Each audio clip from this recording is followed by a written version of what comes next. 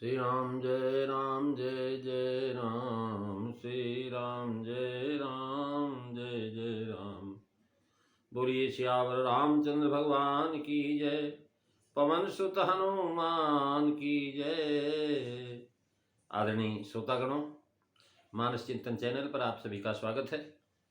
प्रभु की कृपा से रामचरितमानस की दोहा नंबर 37, जिसकी चौथी चौपाई आज कल आप श्रवण कर रहे थे, आज हम पहुंची पांचवी चौपाई पर जो है विचार करेंगे। तुलसीदास जी लिखते हैं कि छंद सोरठा सुंदर दोहा, सोई बहुरंग कमल कुल सोहा। मंगल भवनो अमंगल हारी, द्रवभु सुदशरथो अजीर बिहारी।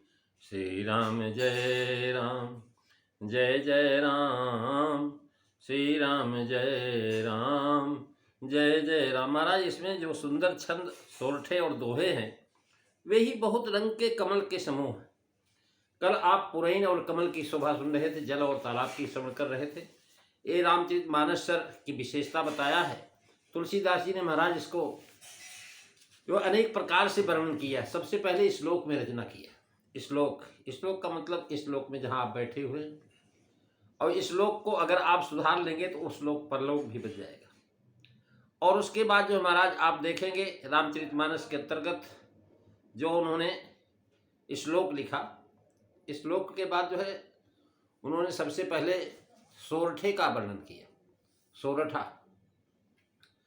सोरठा का मतलब यह है कि जो इस श्लोक में है, इसमें से आपने जो है पूरे को धारण करना है। और जो हमारा जो है इस प्रकार से बहुरंग कह करके जनाक अनेक रंग के रस इसमें जो है भरे हुए हैं।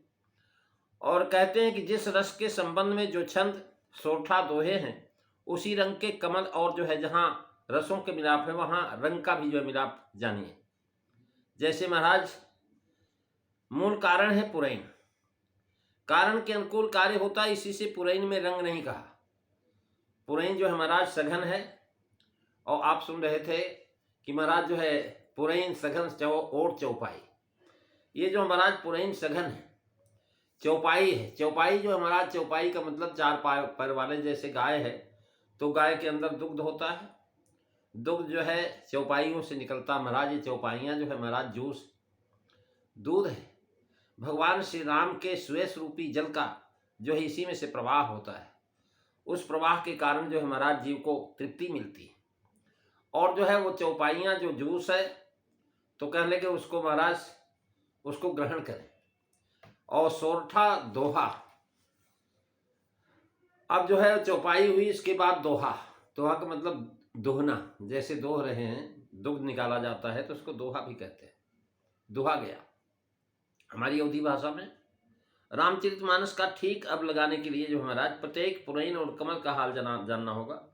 दोनों का पूरा पता लगाए बिना अर्थ नहीं मिलेगा।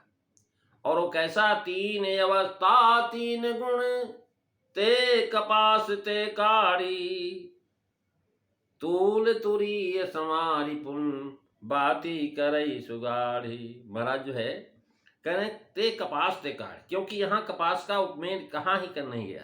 कमल तो खिला उत्तरकांड में, और पुरैन का पता लगा जो है बालकांड में। महाराज बालकांड में जल दिखाई नहीं पड़ रहा है। अब यहाँ जो है महाराज ऐसी पुरैनें बहुत हैं। छंद सोरठा सुंदर दोहा, छंद भी है। छंद का मतलब छानना, यानी चौपाइयों में से दुग्ध जो निकलता है उसको महाराज आप जो है छाने। और बिना छाने बाम नहीं बात बनती। कह गुरु कह रहे जान के पानी पिए छान के। महाराज ऐसी पुरैनें बहुत हैं जिनमें फूल नहीं निकले हैं, पर ऐसे कमल नहीं हैं जिन्हें पुरैन न हो। यानी जो है बिना पुरैन के कमल नहीं है। कमलों के फूलने से ही सरोवर की शोभा होती है। फूले कमल सोहसर कैसा, निर्गुण ब्रह्म सगुण भय जैसा। इस भांत छंद सोरठा सुंदर दोहा से श्री रामचरितमानस की शोभा है। जहां शोभा अतिशय का प्रकरण आता है, वहां छंदों की भरमार है।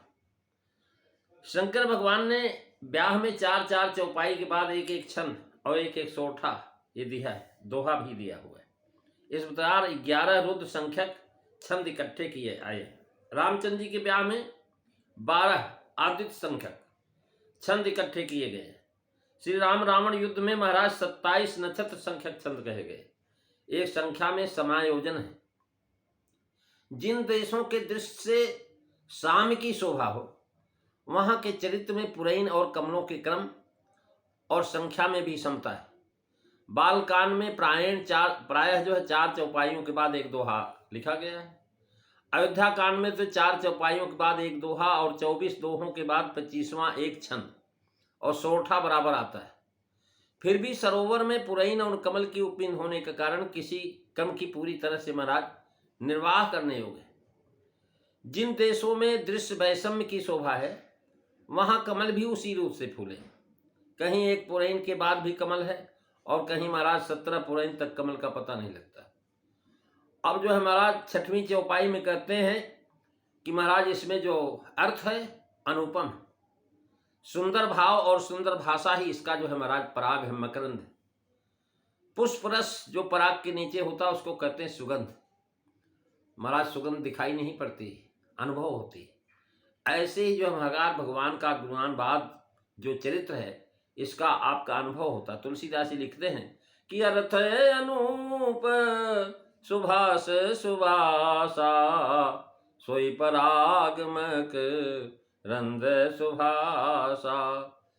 ग्रंथकार का कहना कि इस ग्रंथ में उपमा रहित कार्य हैं। यह समझने की बात है कि इतने बड़े विनम्र होते हुए भी महाराज भगवान श्री राम के परम प्यारे तुलसीदास जी महाराज रघुवंश नैषद किरात माघाद के विद्यमान रहने पर भी अपनी कविता के अर्थ को अनूप कहने का दावा क्यों करते हैं? लक्षण और व्यंजना के अतिरिक्त कोई चौथा रास्ता है? बात यह है कि ग्रंथकार ने मानस में स्नान का फल बताया है, महाघोर त्रैताप नजरई।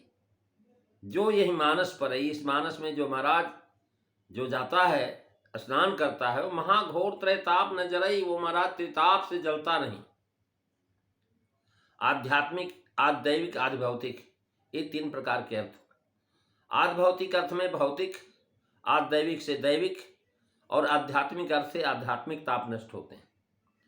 इसके अर्थ की अनुपता है। महाराज जैसे नाटक में हरिश्चंद्र का खेल देख करके साधारण दर्शकों को भी आनंद होता है और उससे शिक्षा भी मिलती है, पर जो नाटक के रसिकों को उतने से ही तृप्ति नहीं होती, उन्हें इन पात्रों की खोज होती जिन्होंने अभिनय किया था। इसी भांति आदि दैविक चरित्र संपूर्ण जगत के लिए हैं, पर भक्तों का तो यह सर्वस्व, ये भगवान राम का चरित्र। यदि इस जगत का कोई नियामक है तो यह भी आवश्यक है कभी वह इस संसार में अवतीर्ण हो। इस संसार की नाट्यशाला में इसके सूत्रधर स्वयं रंगमंच पर आ भी जाते हैं। महर्षि वाल्मीकि, अगस्त जी, सरभंग आदि ये जानकार लोग उन्हें उसी समय पहचान लेते हैं, पहचान भी लेते हैं। आदि भौतिक आदि दैविक दोनों चरित्र साथ साथ चलते हैं। फिर भी ग्रंथकार ने कहा है कि महाराज दोहे में स्पष्ट कर दिया, चरित्र ही कहा। आदि भौतिक में शिक्षा मात्र मिलती है, पर संसार सागर संतरण तो आदि दैविक महात्म के साथ जो है यशोगान से होता है, भगवान का गुणानुवाद कहें। आध्यात्मिक अर्थ में इसमें है जैसे ब्रह्मांड के कल्याण के लिए राम जी का अवतार होता है, वैसे जीव के इस पिंड में नाम अवतार होता है, भगवान के नाम का अवतार होता है। हम लोग जो है भगवान को नहीं देखे, भगवान को नहीं समझे, लेकिन जो है हमारे शरीर के अंदर वो नाम का अवतार होता है। और नाम की क्या विशेषता? दुख दोष कलिमल और मोह में पड़ा हुआ जीव अत्यंत संतप्त हो रहा है, उसके उद्धार का उपाय है कि इस पिंड में राम जी का नाम का अवतार, राम नाम। और नाम अवतार से जीव का कल्याण होता है, आध्यात्मिक अर्थ है। रामचरित का जानने वाला स्पष्ट अपने शरीर में देख सकता है कि इस समय कौन सा राक्षस उत्पात कर रहा है। महाराज कब हमारे शरीर में रावण आ जाता है, कब मेघनाथ आ जा रहा है, कब कुंभकर्ण आ जाता है, यानी काम क्रोध लोभ मोह ये सब आ जाते हैं। और कब हमारे अंदर जो हमारा सुग्रीव आ जाता है, कब हमारे यहाँ विभीषण आ जाते हैं, कब हमारे शरीर में जो महाराज हनुमान जी आ जाते हैं, ये जो है व्यक्ति समझ सकता है। अनवरत चले जाते आते रहते हैं, जाते रहते हैं। संपूर्ण कथा में वे तीनों अर्थ अनवरत आते जाते रहते हैं। चित्त द्रव्य जो है लाख की भांति जो है स्वभाव से कठिन होता। हमारा चित्त जो है महाराज जैसे लाख होती बड़ी कठिन होती, स्वभाव से कठिन है हमारा चित्त भी। और तापक विषय से महाराज जैसे जो है लाख पिघल जाती है, वैसे ही भगवान के नाम के योग के बल से वह पिघल जाता है। काम क्रोध भय स्नेह शोक और दया आदि चित्त के लिए जो है तापक, इनके योग ये योग से पिघलता है और इनके शांत हो जाने पर फिर कठिन हो जाता है। चित्त की पिघली हुई दशा में जिस बात का रंग उसमें चढ़ जाता है उसी रंग के संस्कार पड़ जाते हैं। जैसे शीशा गलाने वाले जब शीशा गलाते हैं तो उसमें जो रंग डाल देंगे तो लाल डाल देंगे तो लाल हो जाएगा शीशा, पीला डाल देंगे पीला हो जाएगा, काला डाल देंगे काला हो जाते हैं। ऐसे ही संस्कृत भाषा में सबका अधिकार नहीं, क्योंकि भाषा में आप आमर सबका जन्म से अधिकार है। अतः राम यश वर्णन के लिए लोकोपकार दृष्टिया लोक भाषा सुभाषा है। कहते कीरति भानीति भूति फल सोई असुर सर सम सब करहित होई। अनुपम और अर्थ और सुंदर भाव के उदाहरण महाराज देते हैं कि भय प्रगट किपाला दीन दयाला कौशल्या हितकारी। इस छंद में किपालता दिखलाया है। भूमि और देवताओं पर कृपा करके प्रकट हुए, केवल माता को अपना विष्णु रूप दिखलाया। यद्यप दशरथ ने इनके वियोग में प्राण त्याग किया, फिर भी पहले वयस्वत मनु के समय में जिस रूप का दर्शन किया था उस रूप में राम को कभी नहीं देखा। इसलिए कौशल्या हितकारी कहने का भाव बहुत रोचक है। महाराज जो है बताते हैं कि यहाँ भाव के ग्रंथ के अभिप्राय को लेना चाहिए, जिस भाव को साहित्य दर्पण में निर्विकारात्म के लिए महाराज कहा गया है। सएव सुरभि काल सएव मलयानिल सैवे बला किम्नु मनोन्नदृष्टते। तुलसीदास जी ने भी भाव के उदाहरण बताए हैं महाराज। जैसे सखी ने आकर के जब भगवान श्री राम के दर्शन की बात करी तो महाराज तासु बचन यति सिंह सुहाने और दर्श लागिलो चनय कुलाने। भगवान की महिमा, भगवान के रूप सौंदर्य, उनके क्रियाकलाप को कानों से सुना। जब भगवान की रूप माधुरी को कानों से सुना तो महाराज देखने की इच्छा हुई। देखने की इच्छा हुई तो महाराज भगवान ने उसको भी पूरा किया। ऐसे ही राम जी का चरित्र सुन सुन करके जब हमारे मन में राम जी को देखने की भावना उत्पन्न होगी तभी जो है भगवान का दर्शन हो सकता है। प्रेमी सज्जनों, आज बस इतना ही। अगली चर्चा आप अगले दिन सुनेंगे। बोलिए सियावर रामचंद्र भगवान की जय। जय सीताराम सभी को।